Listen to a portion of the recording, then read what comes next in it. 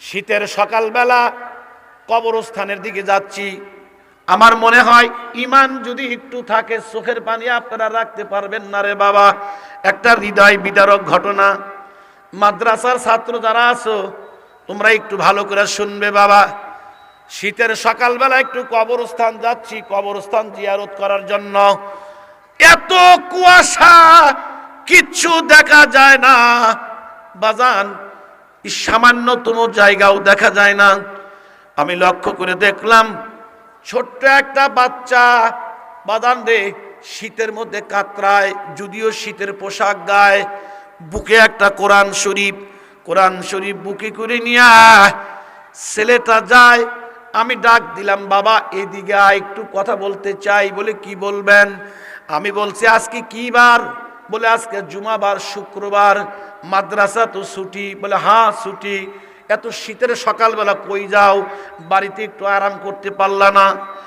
এই কথা শুধু বলছি, বাচ্চাটার দুই চোখ দিয়া বৃষ্টির মতো বাজান পানি ঝরতে শুরু করলো। আমি বড় আতঙ্কিত হয়ে গেলাম। কি কইলাম, কি বুঝলো ছেলেটা, কাঁদে কেন? ও বাবা, অনুরোধ করি রে বাজান, কি হয়েছে তুই বল। আমি তোকে কত আঘাত করেছি, কি বলছি, তুই কাঁদোস কেন? ছোট্ট বাচ্চা কয়, হুজুর যদিও জানি আজকে শুক্রবার, বাড়িতে একটু আরাম করা যায়। হুজুর আমি মাদ্রাসায় যাব না, এই কোরআন শরীফ খানা নিয়া আমি আমার বাবার কবরের পাশে দাঁড়াবো।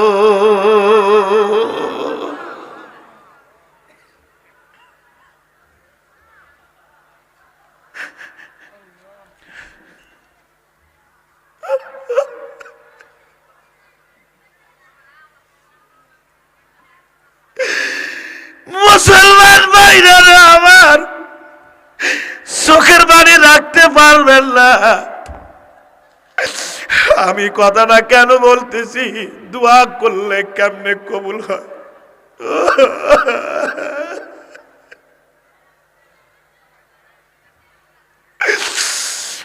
বাবাজিরা আমার রে, মাদ্রাসায় যখন ঢুকেছি ছোট্ট একটা বাচ্চা আমার খেদমত করতেছিল। মাদ্রাসার ছাত্রদেরকে দেখলে অতীতের কিছু কথা আমার মনে হয়। মুসলমান ভাইরা আমার, আমি ছেলেটাকে আবার ডাক দিয়ে বললাম, বাবারে তুই যে একা যাবি, তুই কি ভয় পাবি না বাবা? তোর সিনার মধ্যে কি ভয় নাই? কেমনে তুই একা একা কবরস্থানে যাবি?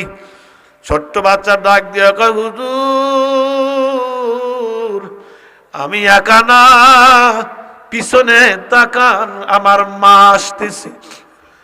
পিছনে তাকায় দেখি ছেলেটার মা বোরকা পরে নিজে নিজে আসতেছে।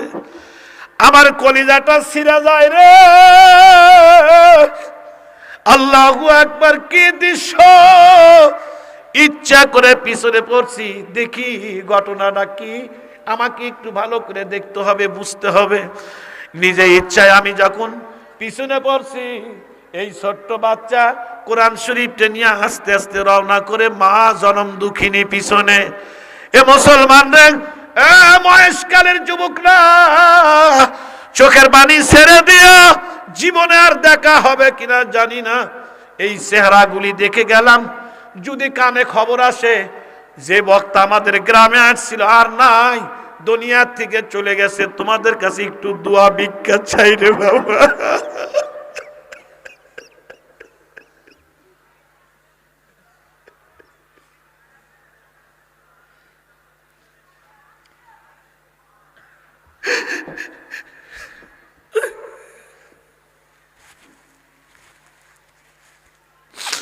ছেলেটা আস্তে আস্তে যায়, দুঃখিনী মা পিছনে পিছনে যায়।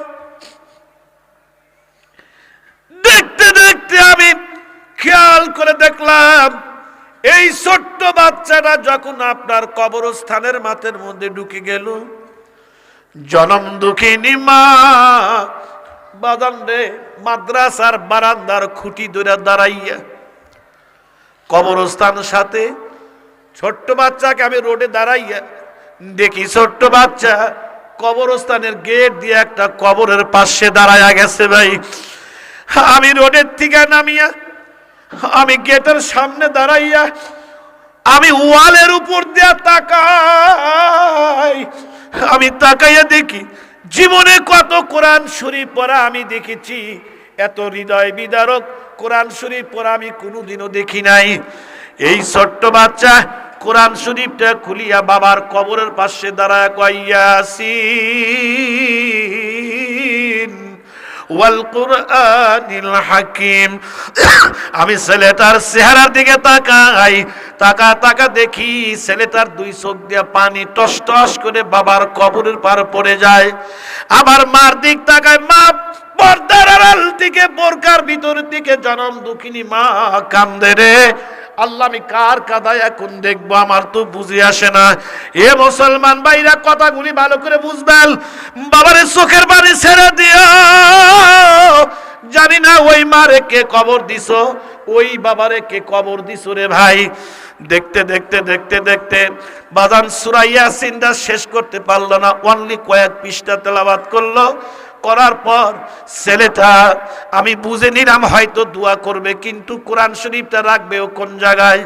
আমি কবরস্থানের পিছে ঢুকিয়া গিয়া ছোট্ট ছেলেকে বললাম, বাবা কোরআন শরীফ আমার হাতে দে, তুই দুইখানা হাত উঠা। ছেলেটা কান্দে আর বলে, না আমি দোয়া করতে পারি না। আপনি যখন আছেন হুজুর, আপনি আমার বাবার জন্য একটু দোয়া করেন দেখি, আমার বাবার জন্য আপনি একটু দোয়া করেন। আমি বললাম, বাবা রে আমার দোয়া কবুল হবে কিনা আমি জানি না। এ বাবা, তোর দোয়া আমার মাওলায় ফেলে দিবে না। বাবা রে তুই দুই হাত উঠা, আমি আমিন আমিন করি। ছেলে কয়, আমি কিচ্ছু বলতে পারি না হুজুর। বললাম, কিচ্ছু বলা লাগবে না, তুই শুধু দুইখানা হাত উঠা।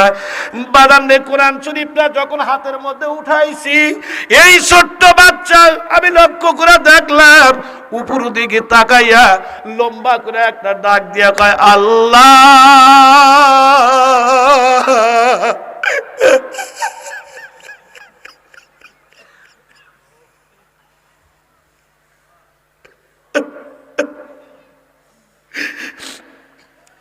এটা আমার বাবার কবর।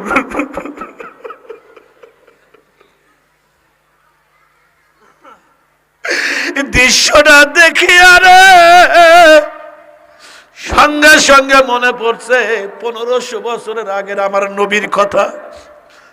নবী শিশু বয়সে বাবার কবরের পাশে দাঁড়াইয়া কবরের উপর হাত বুলাইয়া বাবা বাবা কইয়া ডাকছিলেন।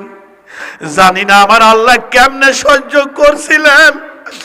যখন বাবা বাবা বলে কাঁদে, মা আমেনা বেটার পাশে দাঁড়াইয়া কাপড়ের আঁচল দিয়া চোখগুলি মুছে। এমন একটা রোমান্টিক মুহূর্ত। ওই সময় রব্বি করিম আজরাইলকে ডাক দিয়া কয়, আজরাইল যা রে আমেনার জান কবজ কর। মুসলমান ভাইরা আমার ওই কথাটা আমার মনে পড়ছে। ছেলেটা একটা ডাক দিয়ে খালি কয়, রব্বি করিম বাবার কবর। এই কথা বলে আর কোনো কথাই বলতে পারলো না ছেলেটা হাউমাউ করে কান্দে, পিছনে মাও বোরকার আড়াল থেকে কাঁদে। এত কান্দে পড়ে যায়। আমি ধরাধরি করে নিয়ে আসছি, মাঠের মাঝখানে নিয়ে জিজ্ঞাসা করলাম, বাবা বল কবর তো নতুন দেখা যায়, কবে মারা গেছে? ছোট্ট ছেলে ডাক দিয়ে কয়, হুজুর এই যে কোরআন শরীফ খানা দেখেন, এটা বাবার দেওয়া কোরআন শরীফ। যেই দিন মাদ্রাসা আমাকে কোরআন শরীফ দিবে, ওই দিন আমার বাবাকে বলছিলাম, আব্বা একটা কোরআন শরীফ কিনে দেওয়া লাগবে।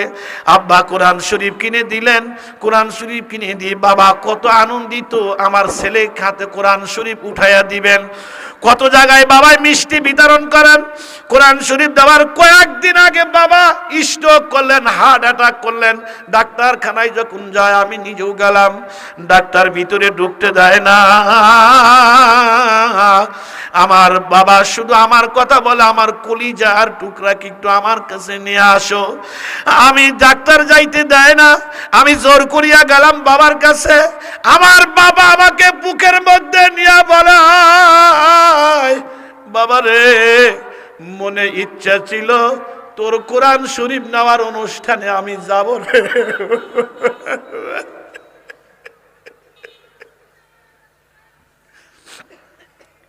ইচ্ছা ছিল আমি কোরআন শরীফ নেওয়ার অনুষ্ঠানে যাব, আমি যাইতে পারলাম না বাবা। হয়তো আমি যাচ্ছি অন্ধকার কবরে, কিন্তু তোর কাছে আমার দাবি রইল, যেই কোরআন শরীফটা আমি কিনে দিলাম আমার কবরের পাশে যায় সূরা ইয়াসিন পড়ে।